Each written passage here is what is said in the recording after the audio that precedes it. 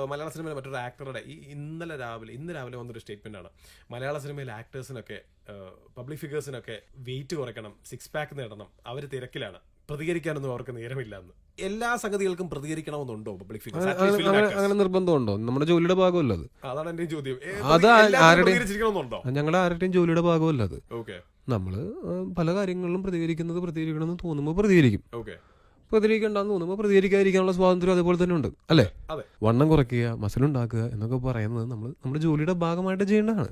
നമ്മളെല്ലാ കാര്യങ്ങളും പ്രതികരിച്ചുകൊണ്ടിരുന്നിട്ട് ജോലി വൃത്തിയായിട്ട് ചെയ്തില്ലെങ്കിൽ അതിനും കുറ്റം പറയൂലേ? അതാണ്, എന്ത് ചെയ്താലും കുറ്റം, ചെയ്തില്ലെങ്കിലും കുറ്റം. എന്ത് ചെയ്യും? ഒരു ദിവസം കൂടെ മാഞ്ഞു പോകാൻ പറ്റുമോ? ഇല്ലല്ലോ. ഇവിടെ ജീവിക്കണ്ടേ?